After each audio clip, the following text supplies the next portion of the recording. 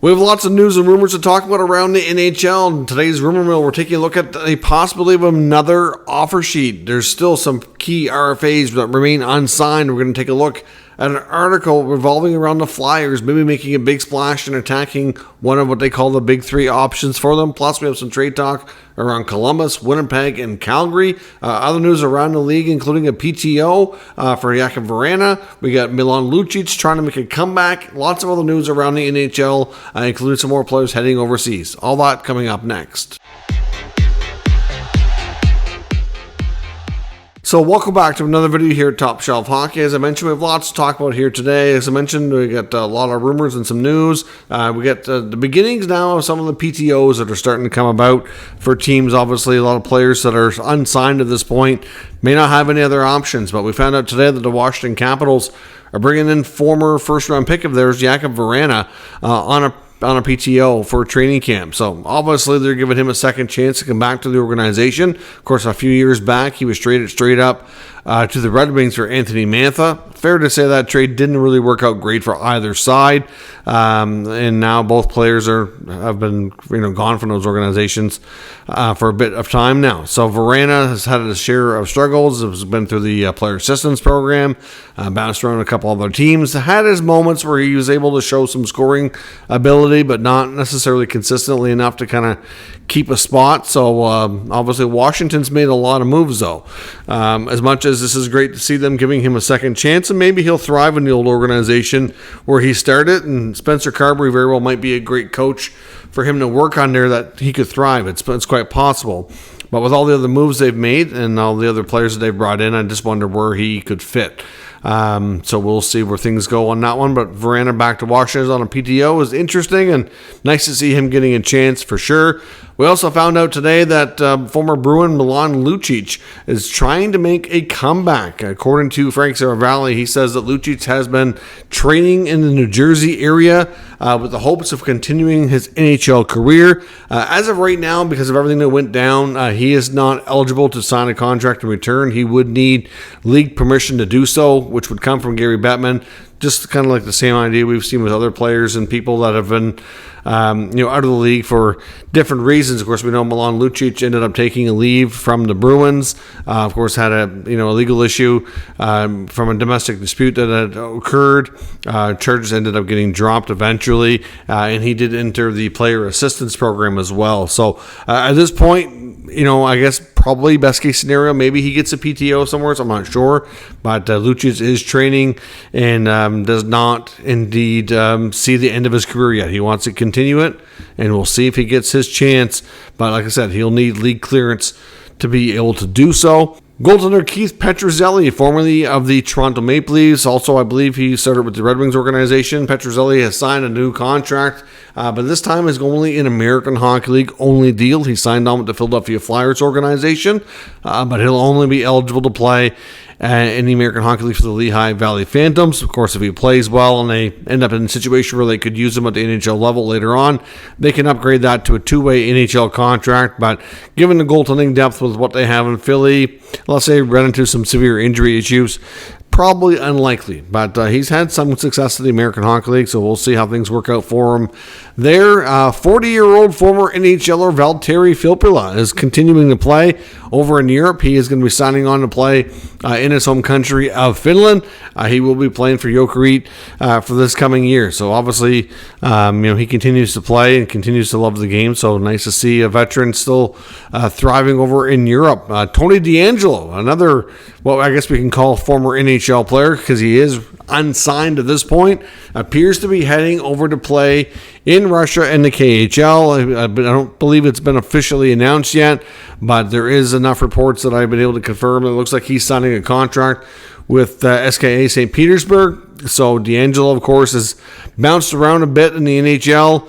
Of course, I've just seen him on a recent podcast as well, talking about the whole situation, which ended up costing him his time with the Rangers. That I guess off-ice fight or whatever you want to call it that happened with Alexander Georgiev.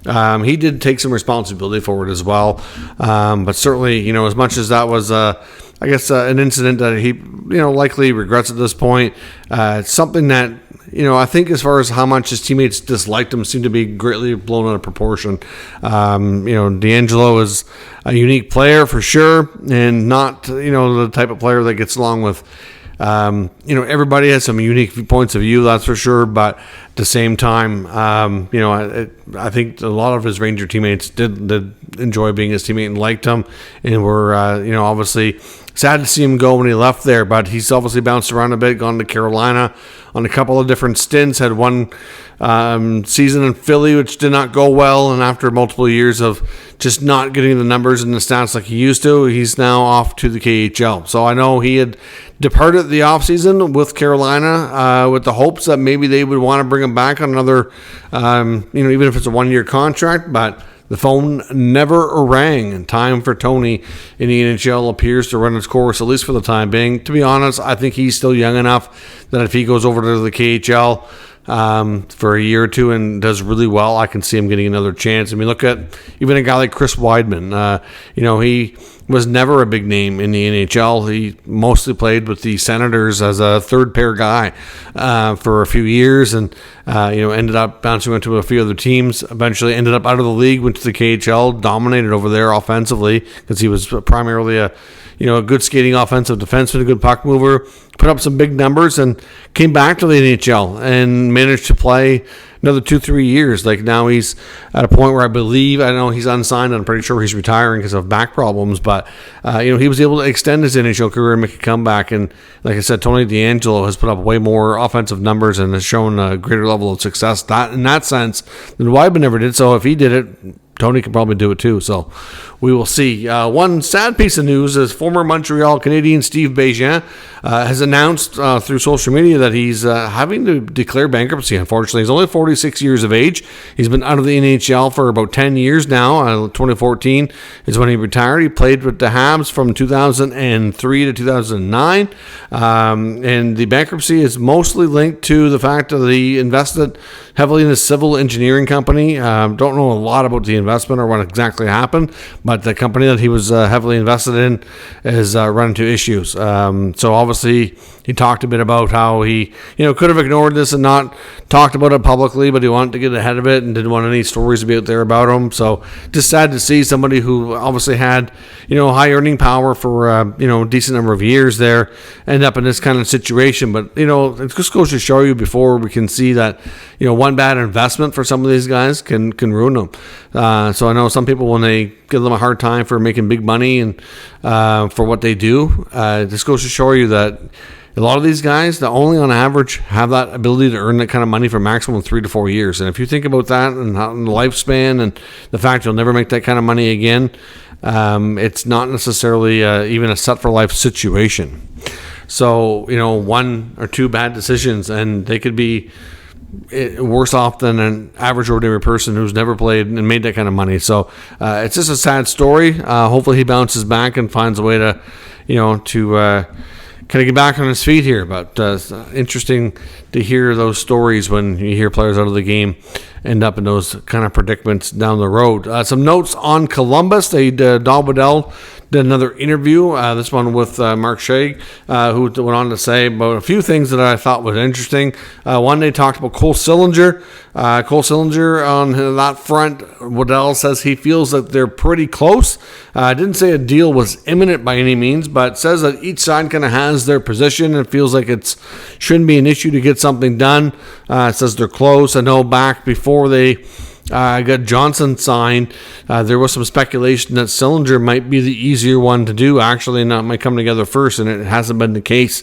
So Cole Sillinger still unsigned with Columbus, but Waddell doesn't seem to be too concerned and feels like that's close enough that they should get it together here pretty soon. He did talk about Patrick Laine. Of course, he was asked about the Laine trade talk and what's going on there, any updates, and he said that gave us a few updates, but it really wasn't anything big time newsworthy. I said that he didn't have anything on his desk that was imminent or that it was, or something that was close or anything of that nature. So there's been plenty of discussions that they've given Laine and his agent full permission to speak to other teams. Other teams are allowed to speak to him about, his well-being, and if they want to ask him any questions about, where things are at with him personally after going through the player assistance program or anything of that nature, then they're welcome to do so. But at this point, they don't have a deal on the table that they feel makes sense for the Columbus Blue Jackets in order to pull the trigger.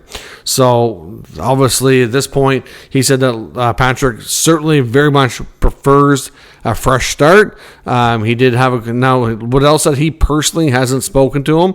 Apparently, he did make some attempts when he was in the program because he was able to do that as the team's manager. But since he's been out, that he hasn't actually had a personal one-on-one with them. But newly appointed head coach Dean Evison has. And he said that when Patrick and him talked, Patrick made it known essentially that he very much still wants a fresh start. So it sounds like he isn't necessarily too crazy about heading back to Columbus, but I know I've seen another Columbus account on Twitter today kind of talking about, would there be a scenario of Patrick Laine not reporting to training camp? Would he possibly withhold services, not report, or anything like that? Would they consider terminating the contract? I really don't think that's something that we're going to see. And in that case, for Laine in Columbus to terminate the contract, for one, they both have to agree to it. And I don't see that being the case. Patrick Laine would lose a ton of money, and that would not make any financial sense for him.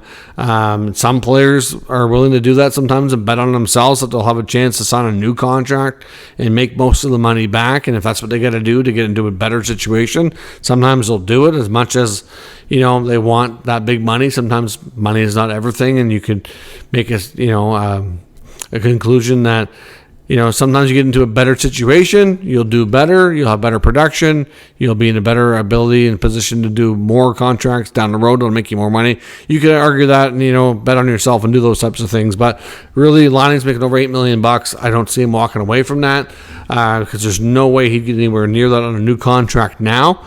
If Columbus was buying him out or something, that's a whole different story, but that's not something that's possible at the moment, and not really something I think they really wanted to entertain or go down anyways, because it really wasn't a possibility when they had the option, because he was still in the player assistance program. They couldn't do anything like that. So at this point, teams have talked. He said there's lots of conversations, but nothing on the table that they feel really helps the club. They, obviously Laine wants to make this happen. So it's kind of out of his hands on what the trade packages look like, whether or not they pull the trigger on a deal. But it sounds like he's really hoping for something to come together. Like I said, we continue to hear the same teams. Montreal's been mentioned, Buffalo's been mentioned, Minnesota's out there. But we don't really know what some of the offers have been. We've had some reports in the past. But at this point, it's hard to say that any of those have been confirmed or not, because they really haven't been. Some good source people claim that there are certain packages have been discussed, but we can't say that with any certainty. So at this point, Laine, might have to play in Columbus and kind of have a good start to a season to get teams interested to up those offers to make Waddell want to pull the trigger. So I hope for his sake that they can figure it out ahead of time, because it sounds like he really doesn't want to go back, but he may not have a choice. So we'll see. In Winnipeg, there's an article in the Winnipeg Free Press looking at their number 2 center spot. Author Ken Wiebe goes on to mention about maybe a deal with the Calgary Flames might be something that the Jets might want to look at during the season. Maybe not necessarily ahead of it, but right now it's looking like a guy like Vlad Domestikov might have the inside scoop to be the number 2 center. I think it's fair to say that, pending RFA, because he's unsigned right now, but RFA forward Cole Perfetti would have a shot at that spot too. Unless the Jets absolutely see him as a winger. I know he was drafted as somebody who can play center, and maybe they see him as a wing, as a longer term thing in the NHL, which is possible. That wouldn't be shocking if that's the way it works out for him. But, at this point, it's definitely an area of weakness within the team. Not the slight Perfetti or Nemestikov, but they're not really your ideal people at this stage of their careers to be in that spot for the team to be deep enough, strong enough to be able to, have a kind of season like they did last year. Sean Monahan was a real nice addition to that team and really filled that spot nicely, and his absence is certainly going to be missed. Adam Lowry can play in that role, but ideally, he's a number 3, and if you're deep enough, that's where he should be slotted in the lineup. So he goes on to mention the possibility of maybe they target Nazem Kadri in Calgary. We've heard, from different sources that Kadri, as much as he has a no-move clause and a long-term deal in Calgary, that he's certainly open to certain situations to waiving that. Now, we don't know if he'd waive for the Winnipeg Jets, and we don't know exactly what the package would look like, but it makes sense that as the season goes along, especially, they might want to look at this earlier than later in the season. We've had a number of years that the Jets get to the playoff trade deadline and they need a number 2 center. It's been a reoccurring theme with this team. Not so much last year, but for probably in the last 3 or 4 of the last 5 years. And they need a long-term solution so that they don't continuously spend assets year after year after year. Kadri would come with a contract extension that he has in place with the Flames right now. So after signing a 7-year deal, he's still got, he'd be 5 years left. So clearly that would solve the issue. Now, would he go there? I don't know. We had heard some rumblings that he would accept a deal if he could go back to Colorado, but I'm not sure about anywhere else. Certainly, the Winnipeg Jets would have to make an offer that would intrigue the Flames as well. And I don't know exactly what it would take for Kadri to move, but can look for those 2 Canadian clubs to maybe be linked together as the season goes along, because the Flames definitely have an asset there that Winnipeg could greatly benefit from. And could we see another offer sheet? There's an article today come across in Philadelphia Hockey Now looking at the possibility, exploring what happened with the Philip Broberg, Dylan Holloway offer sheets that St. Louis has used to attack the Edmonton Oilers here to try to get a couple of good young players out of Edmonton. There's been a lot of reporting from Oilers reporters like Bob Stauffer and, of course, national reporter Elliot Friedman looking at, kind of what happened there. Many people say, Friedman was saying that Broberg, he was looking for a trade anyway. So for an opportunity like this to come along to make that kind of money, to get that big of a raise, to get a chance to leave, I'm not surprised he would take that. Apparently they're saying Dylan Holloway took a lot more convincing to sign that offer sheet because he really doesn't want to leave Edmonton. But with that kind of money on the table, it was tough for him not to accept it, given where things are at with Edmonton. So I would suspect that the Oilers probably do have a better shot at retaining Holloway. I'm not sure that they're going to keep Broberg, but we'll see on that front. But when it comes to the Flyers, the author here talks about them maybe making a big splash. Now, they don't have a ton of cap space if you look at their Puck PD page, but they do have, or will have, a big LTIR pool. Of course, they still have the Ryan Ellis contract. Ryan Johansson's still on the roster at $4 million and not expected to play.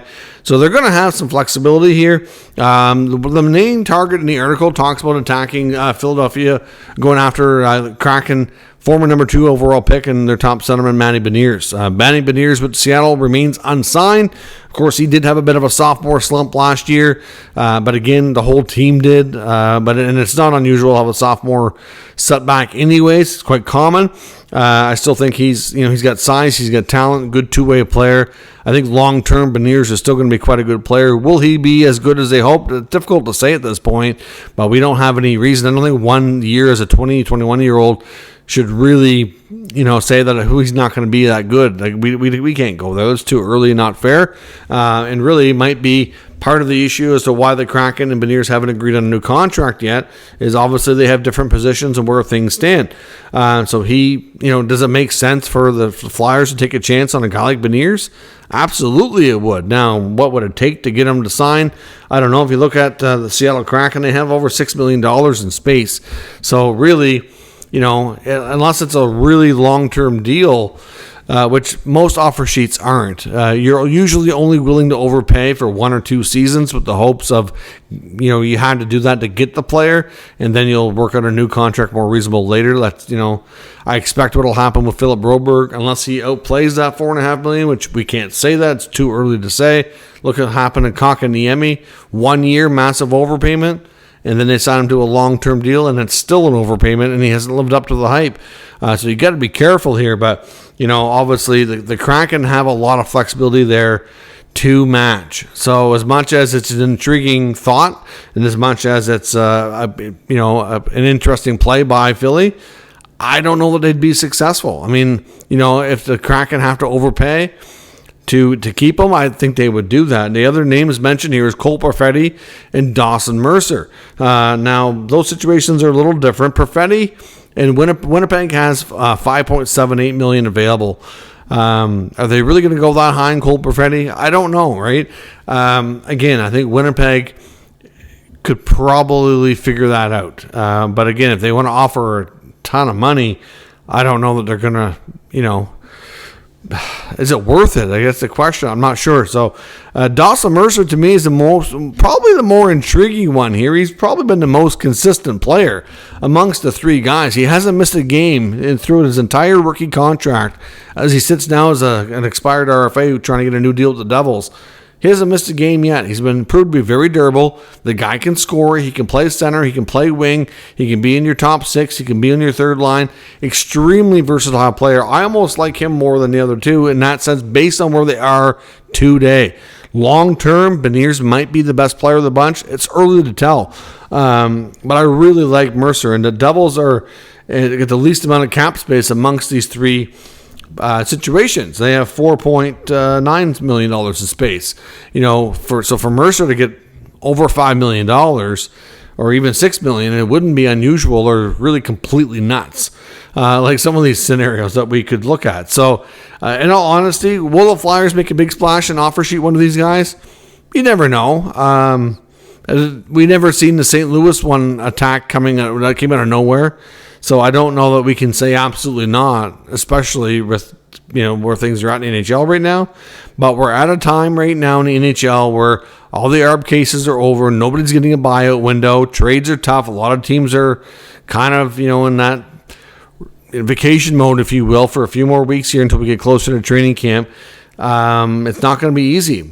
So, and teams, if they are handcuffed with an offer sheet like the Oilers are right now, other teams are not going to just, help them out and take a player off their hands for nothing.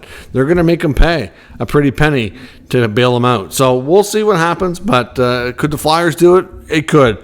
It's just hard to say with any certainty right now that they will. But, of course, as for me, I love this kind of stuff. Chaos, in my opinion, is great. Makes for great entertainment. Lots of great discussions around the league, which is what we want here for discussion and entertainment purposes, which is what I'm all about. Would be great to talk, but we'll see what happens. Let me know what you think. Does it make sense for the Flyers or any of these other teams to attack some of these remaining RFAs? There's some very interesting names out there that still remain unsigned now that we're basically halfway through August. Let me know what you think in the comments. We'll discuss further. If you're new to the channel, make sure you subscribe and stick around. We'll keep you up to date with all the news, rumors, and analysis of all 32 NHL teams. Thanks for watching. I'll catch you next time.